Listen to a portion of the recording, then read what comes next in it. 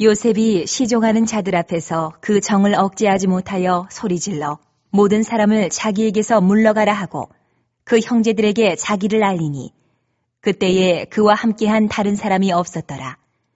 요셉이 큰 소리로 우니 애굽 사람에게 들리며 바로의 궁중에 들리더라. 요셉이 그 형들에게 이르되 나는 요셉이라. 내 아버지께서 아직 살아계시니이까. 형들이 그 앞에서 놀라서 대답하지 못하더라. 요셉이 형들에게 이르되 내게로 가까이 오소서. 그들이 가까이 가니 이르되 나는 당신들의 아우 요셉이니 당신들의 애굽의 판자라. 당신들이 나를 이곳에 팔았다고 해서 근심하지 마소서. 한탄하지 마소서. 하나님이 생명을 구원하시려고 나를 당신들보다 먼저 보내셨나이다. 이 땅에 2년 동안 흉년이 들었으나 아직 5년은 밭갈이도 못하고 추수도 못할지라.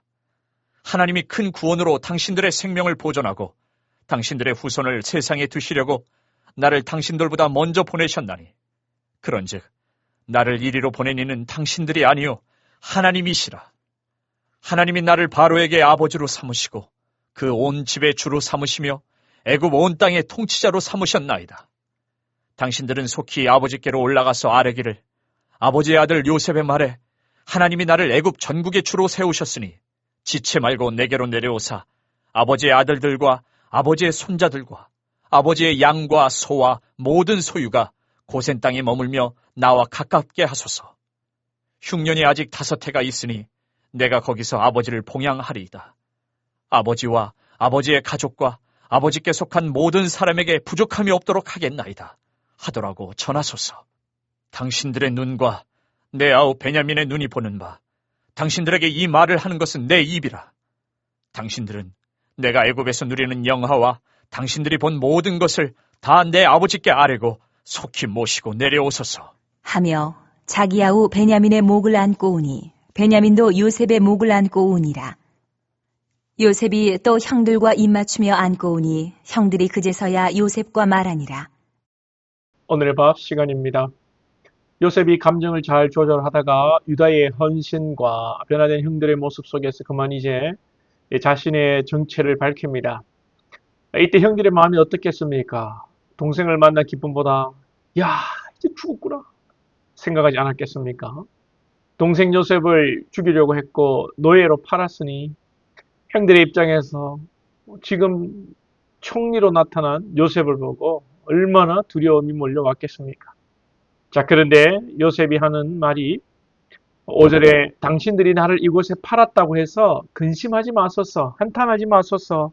하나님이 생명을 구원하시려고 나를 당신들보다 먼저 보내셨나이다.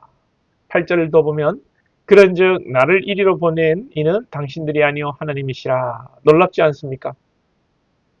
요셉의 생각은 이렇게 자신이 노예로 팔리고 감옥에 간 것은 또 총리가 된 것은 형들이 자신을 노예로 팔아서 시작된 것이지만 형들이 한 것이 아니라 하나님의 계획과 하나님의 섭리 속에 하나님의 인도하심이라고 신앙 고백하는 것입니다.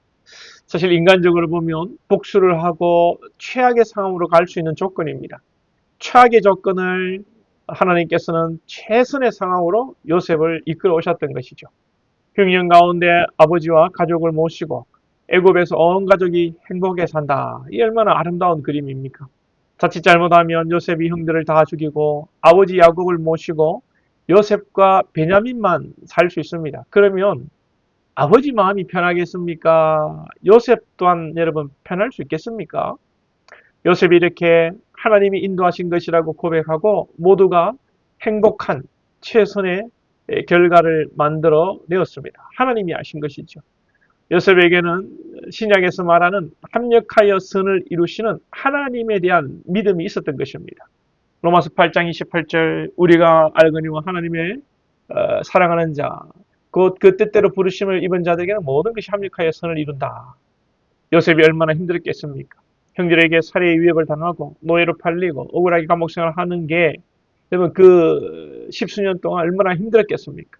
그 모진 세월을 견딘 것은 바로 합력하여 선을 이루시는 하나님, 최악의 상황을 최선의 상황으로 바꾸어 나가시는 하나님에 대한 신뢰가 있었기 때문입니다. 우리 인생에도 우연은 결코 없습니다. 하나님의 인도하심만 있습니다. 할렐루야.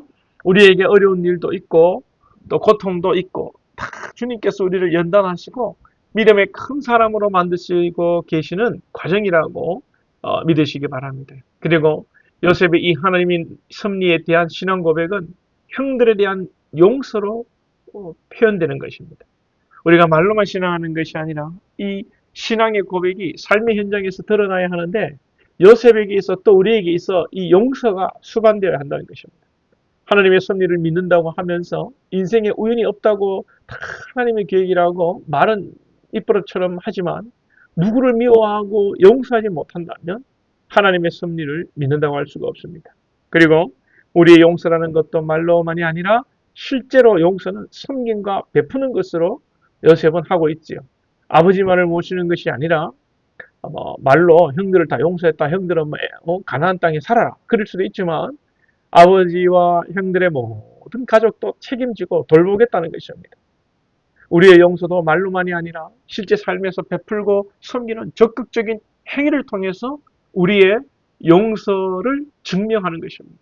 용서라는 것은 관계의 문제죠. 마음의 문제가 아닙니다. 그래, 내가 없던 일로 할게. 내가 그것을 잊을게라는 정도는 용서가 아닙니다. 용서는 관계의 문제고 관계를 위해서 어떻게 해야 합니까? 가까이서 만나야 합니다. 오늘 요셉도 보면 4절에서 요셉이 형들에게 이르되 내게 가까이 오소서. 여기서 가까이 온다는 것은 단순하게 물리적 거리로서 가까운 것으로 온다는 뜻만이 아니라 제사를 드리는 자가 제물을 들고 하나님께 가까이 간다라는 의미가 있습니다. 성경에서 제사는 하나님과 화목하는 것이죠. 우리가 하나님께 용서받고 하나님과 화목하게 된 것은 말로만 된 것입니까? 아닙니다. 예수님께서 우리에게 가까이 오셨기 때문입니다. 그리고 우리 주님이 우리에게 말씀하십니다. 내게로 가까이 오라고 말씀하십니다. 수고하고 무거운 짐진 자들아 다 내게로 오라. 우리도 용서를 한다는 것은 말로만이 아니라 가까이 나아가 관계를 회복하는 것입니다.